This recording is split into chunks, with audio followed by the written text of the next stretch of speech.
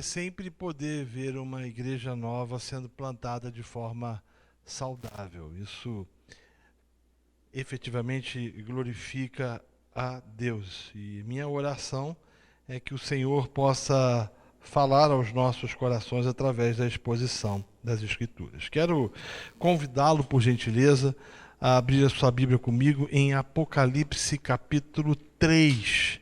Nós vamos ler do verso 7 ao verso 12. Apocalipse capítulo 3, do verso de número 7 ao verso de número 12. Na medida em que os irmãos forem achando o texto, eu os convido a se colocar de pé para que a gente possa fazer a leitura da palavra do Senhor. Diz o texto: Ao anjo da igreja em Filadélfia escreve: Estas coisas diz o santo, o verdadeiro, aquele que tem as chaves de Davi, que abre e ninguém fechará, e que fecha e ninguém abrirá. Conheço as tuas obras. Eis que tenho posto diante de ti uma porta aberta, a qual ninguém pode fechar, que tens pouca força. Entretanto, guardaste a minha palavra e não negaste o meu nome. Eis farei que alguns dos que são da sinagoga de Satanás, desses que a si mesmos se declaram judeus e não são, mas mentem, eis que os farei vir e prostrar-se aos teus pés e conhecer que eu te amei. Porque guardaste a palavra da minha perseverança, também eu te guardarei na hora da provação que há de vir sobre o mundo inteiro, para experimentar os que habitam sobre a terra.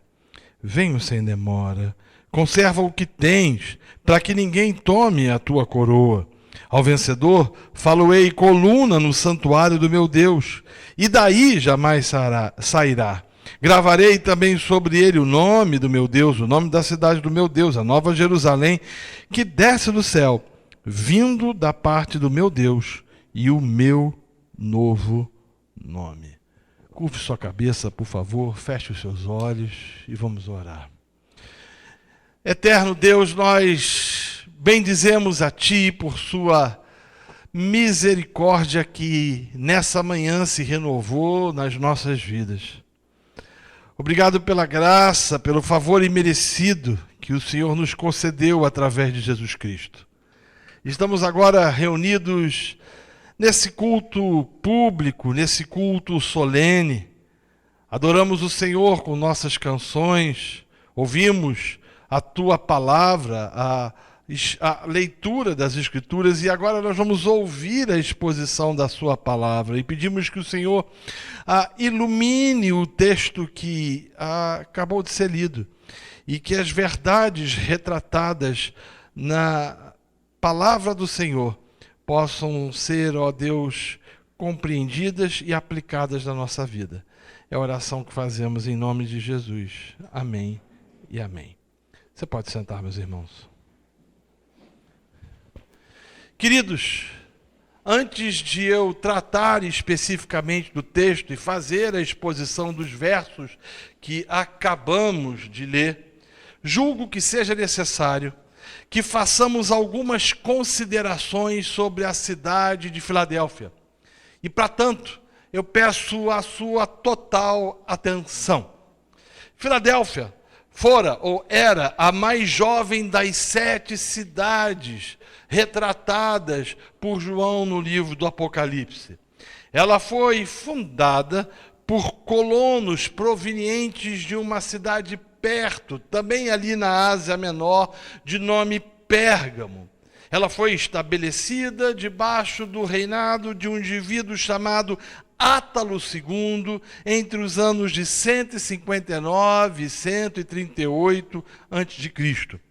Essa cidade ficava situada em uma vasta colina entre 2 vales regados por um famoso rio chamado Hermos. E ela foi fundada com um propósito, ela foi estabelecida com um propósito.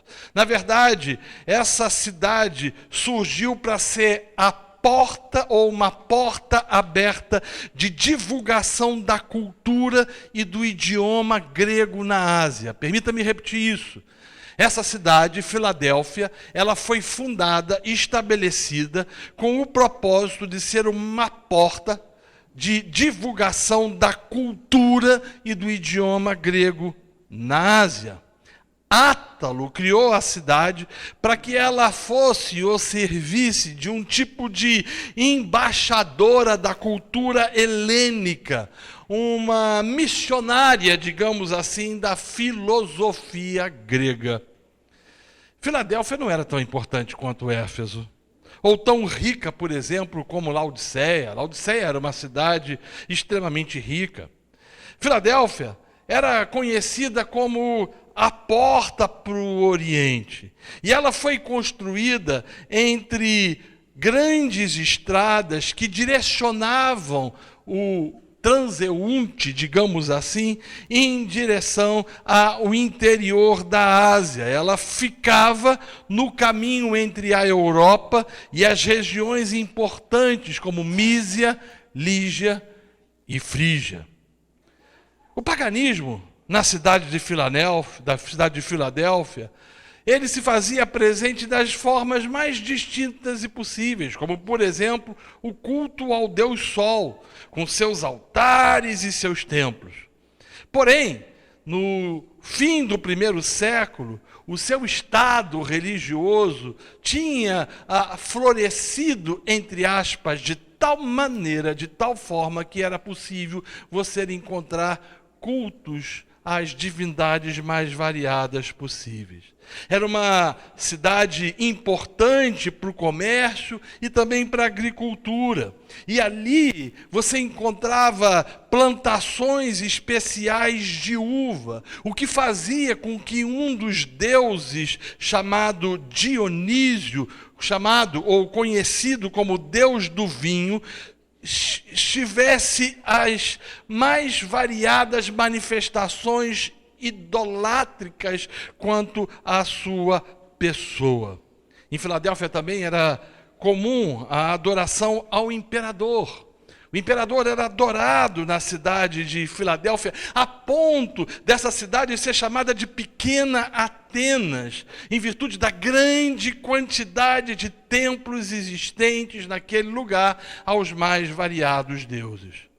Agora havia uma coisa também interessante naquela cidade. Ela era conhecida como a cidade dos terremotos. Tremores de terra eram frequentes e tinham levado muitos antigos habitantes daquela localidade a deixarem a cidade em busca de um lugar seguro.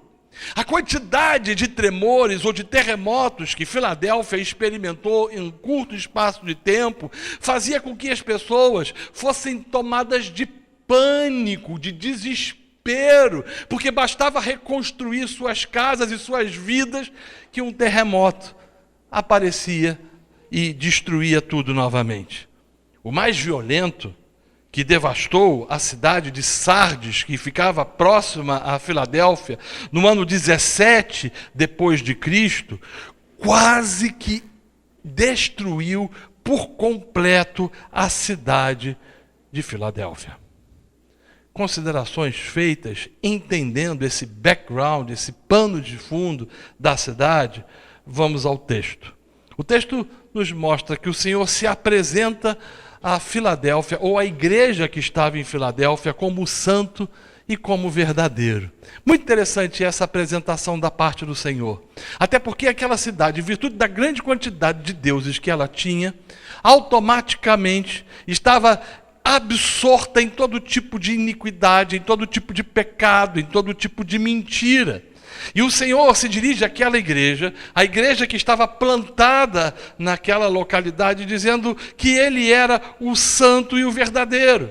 Numa cidade absorta em malignidade e em mentiras, Cristo se apresentou como aquele que é de fato a verdade, o Deus santo, o Deus acima de tudo e de todos, o Deus verdadeiro. Além de ser aquele que tem o governo, o domínio sobre todas as coisas. Em segundo lugar, o Senhor reconhece que a igreja de Filadélfia era uma igreja sem força aos olhos do mundo. Contudo, o texto vai nos mostrar que o Senhor vê nela uma igreja fiel. Então, observe comigo, uma cidade que surge com a proposta de ser embaixadora helênica na Ásia, uma cidade que surge com a proposta de levar a cultura grega a toda a Ásia Menor, uma cidade absorta em todo tipo de pecados, de idolatria e de iniquidade, tem uma igreja. E o texto vai dizer que o Senhor olha para essa igreja e percebe, ou nos mostra, ou relata de que ela era uma igreja com pouca força. E boa parte dos intérpretes vão entender que isso se devia talvez ao fato dela ter sido, ela ser formada por crentes pobres e escravos. Talvez essa igreja, e é bem possível que isso fosse fato, não tivesse influência política e social na cidade. Entretanto, o texto vai dizer que, apesar de ser uma igreja que não era forte do ponto de vista humano, ela guardava a palavra de Cristo pelo fato inequívoco de que ela não guardava, que ela não negava o seu nome. A igreja tinha pouca força, mas Jesus colocou diante dela uma porta aberta. O texto nos diz isso. Porta essa que ninguém podia fechar. Ela podia ser uma igreja fraca do ponto de vista humano, mas ela servia um Deus onipotente. Terceiro lugar, o Senhor reconhece que Filadélfia era uma igreja perseguida, portanto odiada pelo mundo.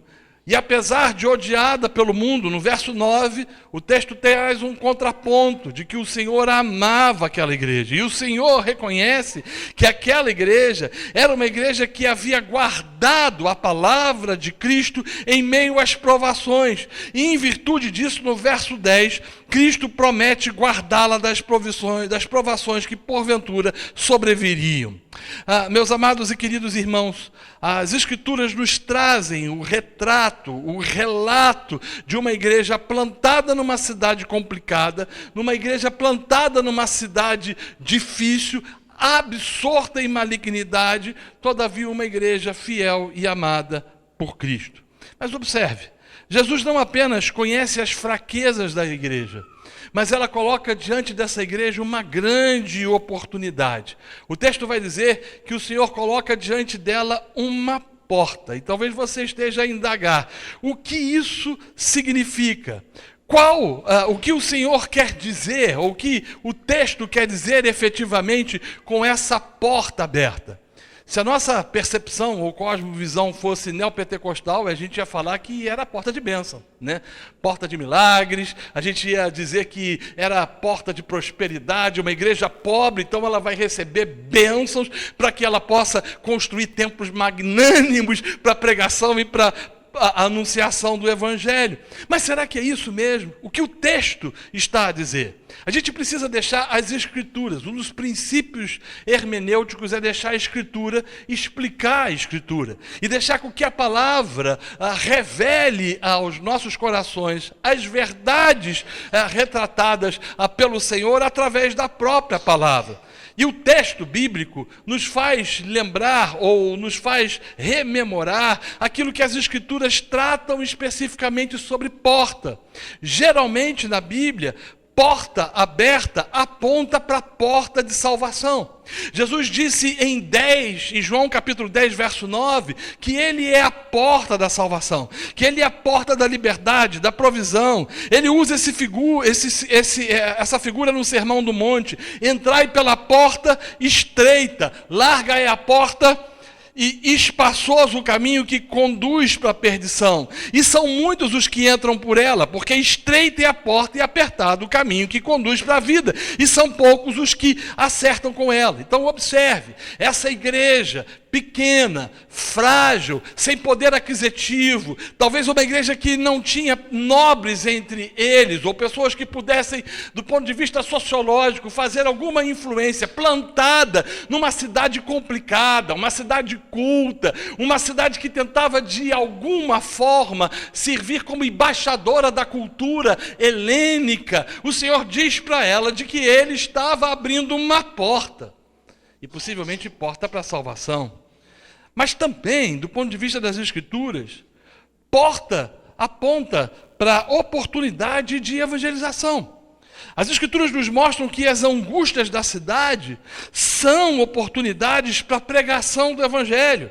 Jesus fala de uma oportunidade para se pregar o Evangelho.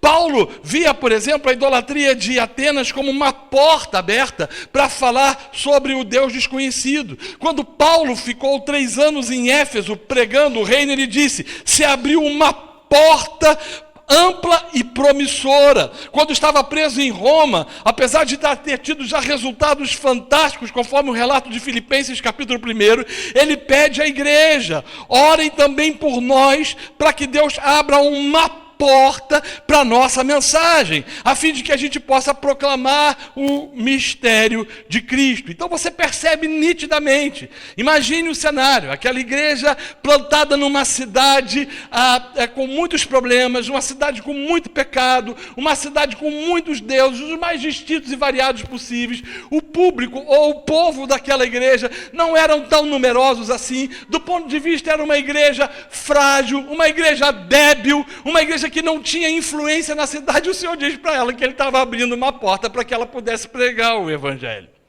Agora, a igreja de Filadélfia tinha 3 problemas para aproveitar a oportunidade dessa porta aberta. Primeiro, como a gente viu no verso 8, ela era uma igreja considerada fraca. Congregação pequena, formada de crentes pobres e escravos, fazendo com que tivesse pouca influência sobre a cidade.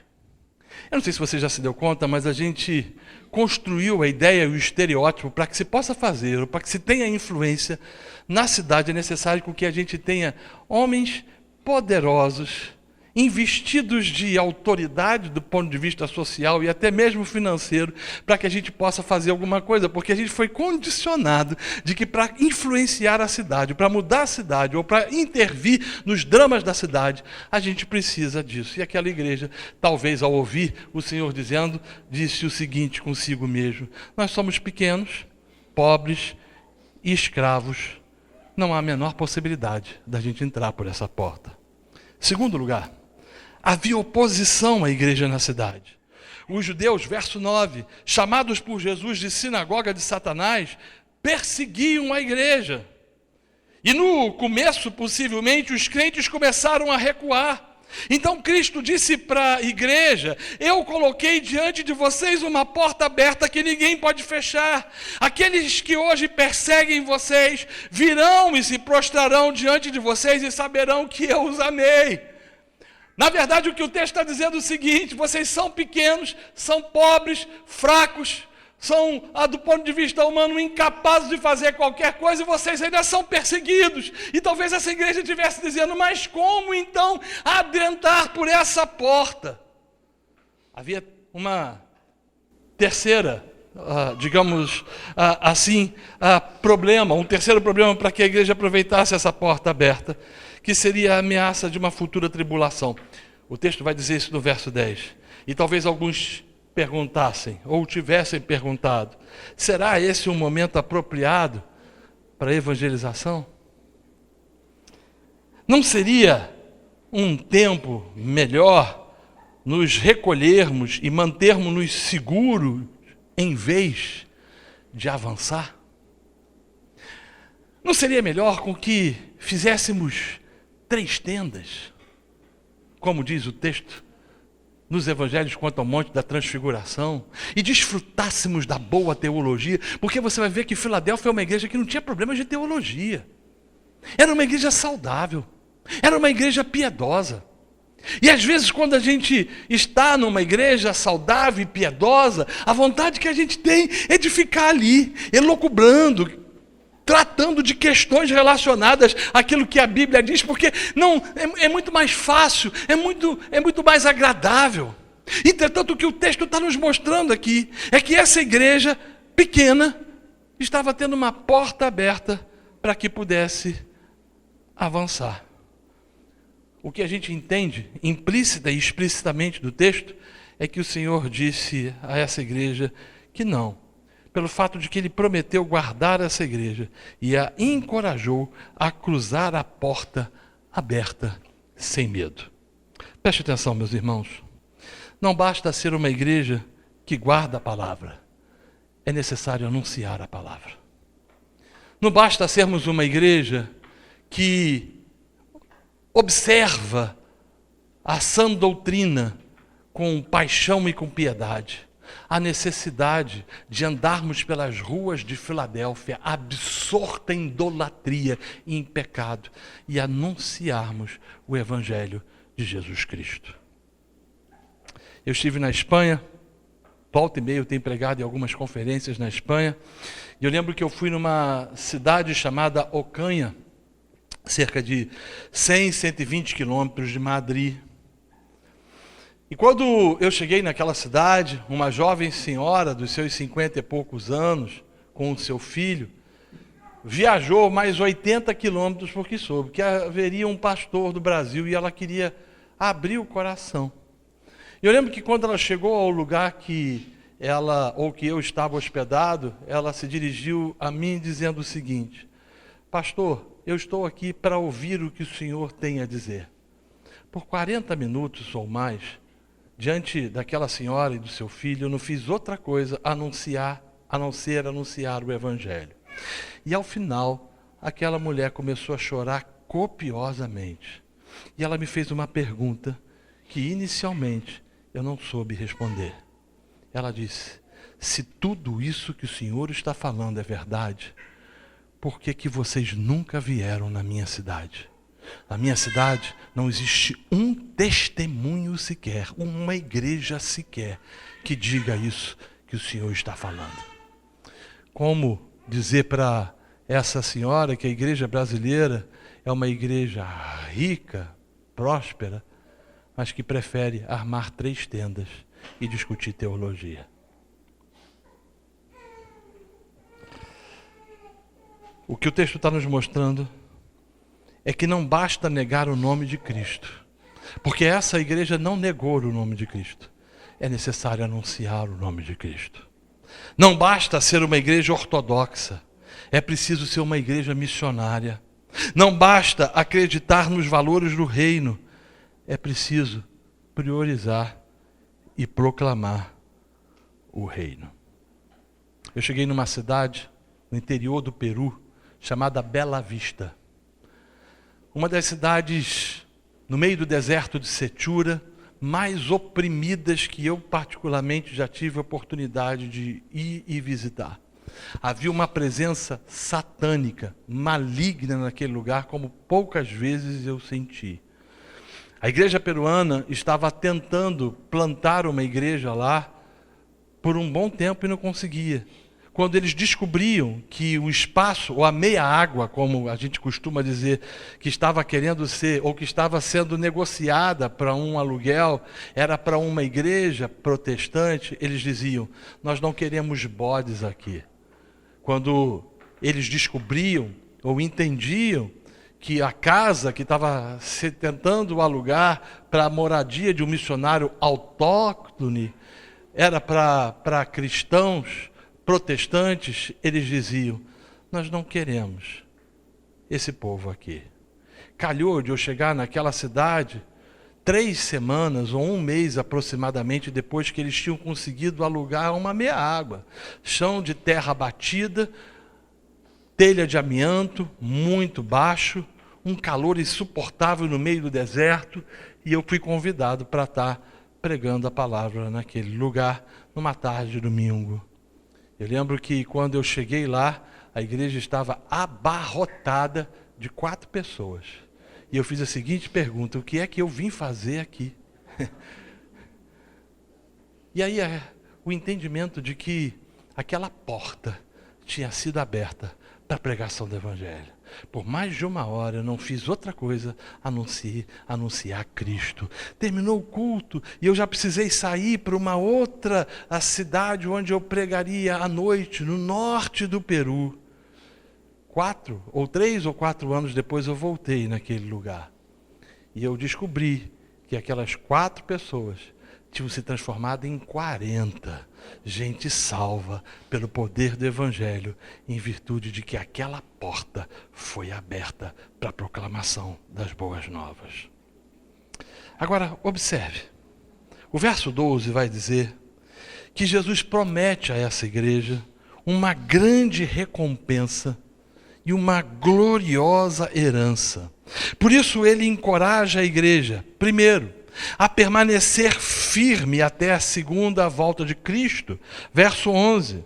Jesus é como se estivesse enviando uma mensagem à igreja. Na verdade, ele envia uma mensagem à igreja dizendo: eis que venho sem demora. É só um pouco mais e chegará o dia da recompensa. A herança que ele preparou para nós é gloriosa. Ainda que enfrentemos tribulações, ainda que passemos por batalhas e lutas hercúleas, ainda que experimentemos e vivenciemos dificuldade na plantação, em virtude da oposição do adversário das nossas almas contra o avanço da igreja, há necessidade de que nutramos no nosso coração a certeza e a convicção de que ele vai voltar sem demora. O verso 12 diz que o vencedor seria a coluna do santuário. E observe, lembra quando no início do sermão eu disse que aquela cidade era uma cidade com muitos terremotos? É proposital essa afirmação do Senhor. Quando você viaja, por exemplo, para alguns países onde o terremoto é uma constante, por exemplo, nos Estados Unidos, a falha de Santo Andreas, ou a própria cordilheira, que faz com que toda aquela região da Cordilheira dos Andes, aqui na América do Sul, mais próximo ao Pacífico, sofra constantemente terremotos. Você vai encontrar, às vezes, nos shoppings, nas colunas, cartazes dizendo o seguinte: lugar seguro para terremoto. Aquelas colunas foram preparadas, caso a terra trema, para que as pessoas se coloquem debaixo daquela estrutura com a certeza de que o prédio não vai cair. O que o texto está nos dizendo é de que o Senhor, mesmo diante das tragédias, das dores que faziam com que aquelas pessoas experimentassem toda angústia, toda dor em virtude dos terremotos, pudessem se sentir seguras naquela igreja, cuja porta estava sendo aberta para a proclamação do Evangelho.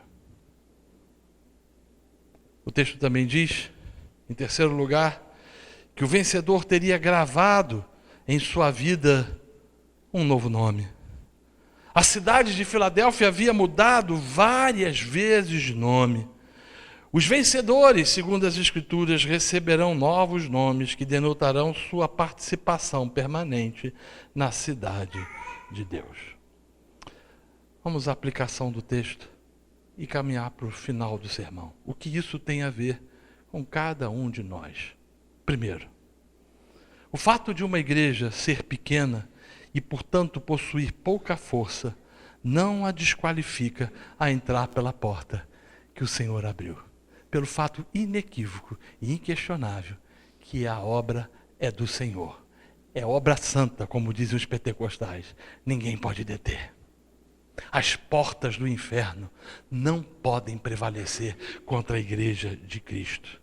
A igreja pode ser impotente aos olhos humanos, mas aos olhos de Deus, ela é absolutamente capaz de entrar pela porta que o Senhor abriu.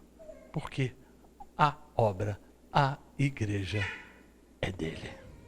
Segundo lugar, lembra que eu falei no início do sermão que Filadélfia foi chamada para ser embaixadora helênica, para ser propagadora da cultura e do idioma grego na Ásia Menor? O Senhor está dizendo para essa igreja de que essa igreja, apesar de pequena, ela era embaixadora do rei. E ela foi chamada para pregar os valores do reino, levando à cidade a única mensagem capaz de transformar o coração do pecador, Jesus. Deixa eu dizer uma coisa para vocês, meus irmãos. Nossa esperança não está na eleição de um presidente da República. Nossa esperança não está na constituição de deputados, senadores, de governadores.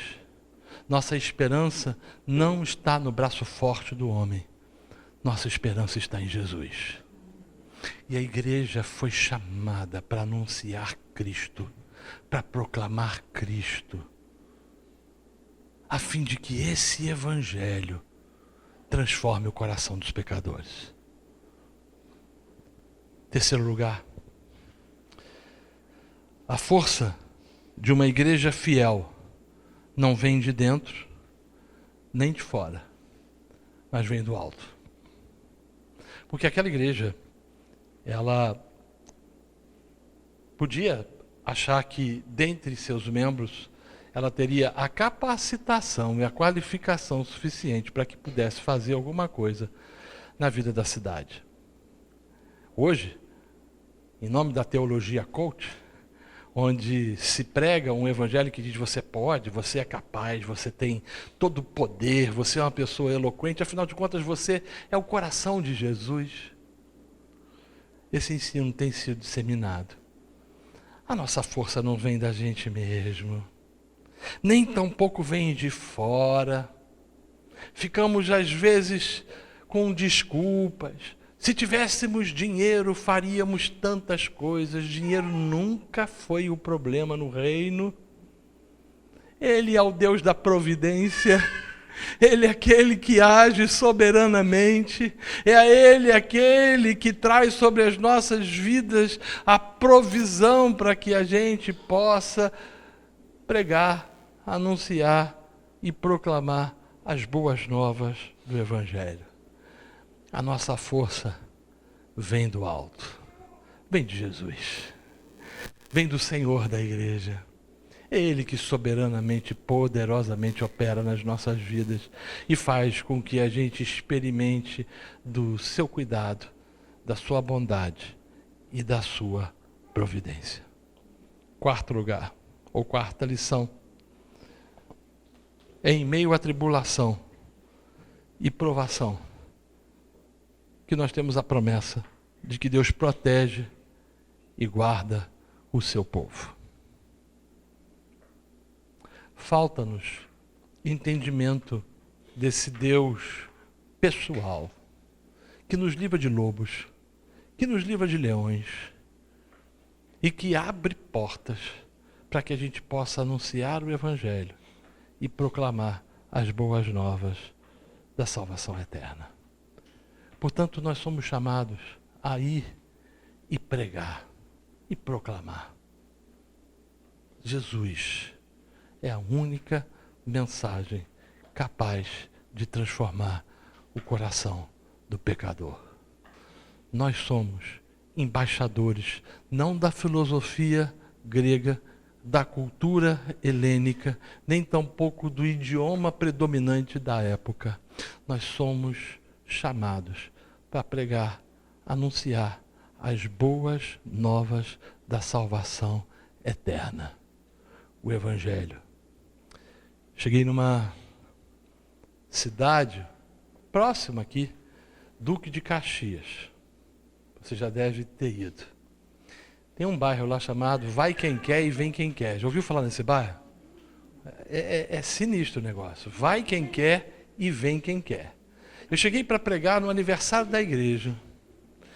E aí, quando eu estava embicando na rua, tinha uma barricada de concreto.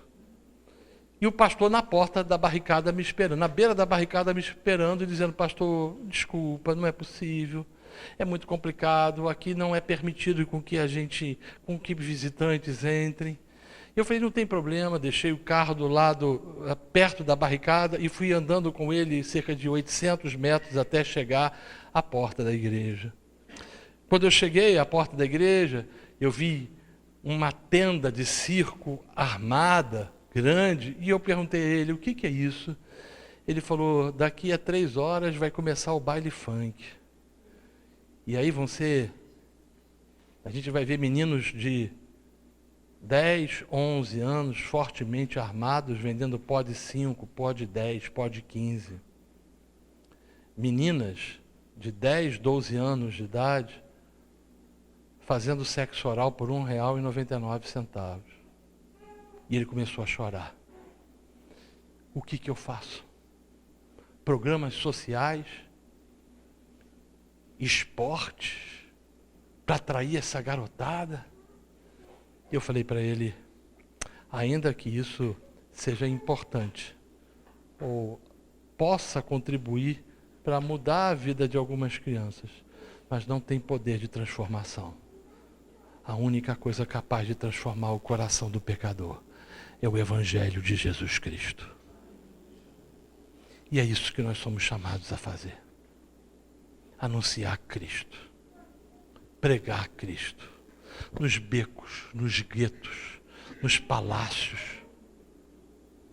Fui convidado para pregar no dia 31 de outubro no Congresso Nacional de Cabo Verde, na África. Eles queriam ouvir, os deputados, o que era essa mensagem do Evangelho.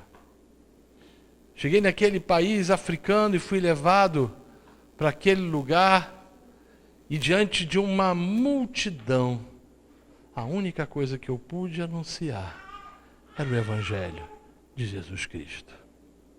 Queridos irmãos, essa igreja é nova. Uma porta está se abrindo. Vocês têm duas opções. A primeira delas é dizer uns para os outros: vamos armar 3 tendas. Vamos discutir teologia. Vamos nos enriquecer bíblica e teologicamente. O que não é errado.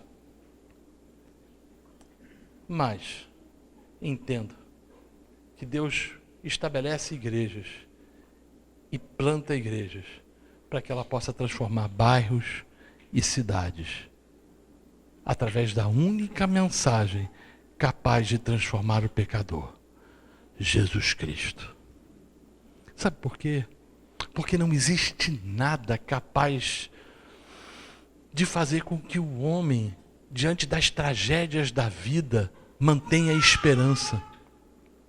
Eu cheguei em Cabo Verde, ou melhor, no Haiti, exatamente 4 meses depois da destruição de Porto Príncipe, daquele terremoto que você viu há cerca de 10 anos passados na televisão.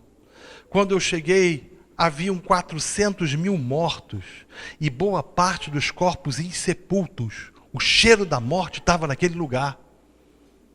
Igrejas inteiras destruídas. E eu lembro que eu fui andar no meio de um camping, onde tinha desabrigados e desalojados.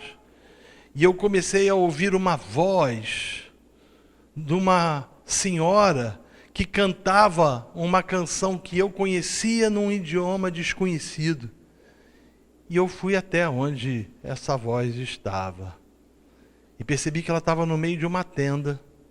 Entrei naquela tenda e não tinha absolutamente nada. A mulher tinha perdido a casa, seus bens, o seu marido e os seus filhos estavam mortos. Mas ela, ajoelhada, cantava em crioulo: porque ele vive, posso crer no amanhã,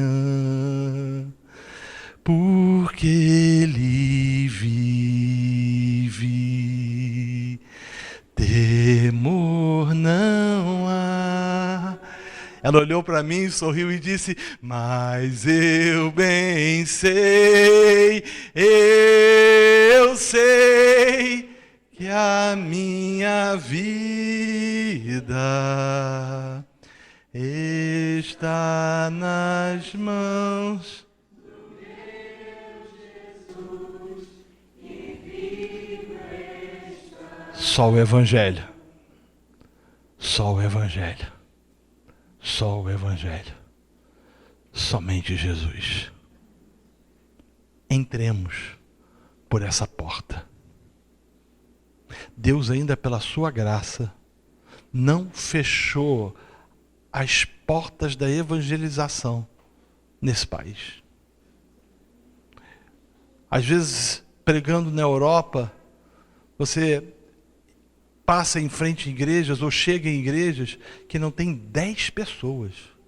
Coração duro. empedernido. Mas Deus ainda, pela sua graça, tem feito com que a mensagem do Evangelho encontre espaço no coração de pecadores. Aproveitemos a oportunidade. Nova Iguaçu talvez se assemelhe algumas coisas a Filadélfia. A Baixada Fluminense e o Rio de Janeiro também. Às vezes a gente pode se sentir incapaz, mas o Senhor é aquele que nos capacita de forma absolutamente poderosa, a fim de que anunciemos a única mensagem capaz de transformar o pecador. Vamos ficar de pé e vamos orar.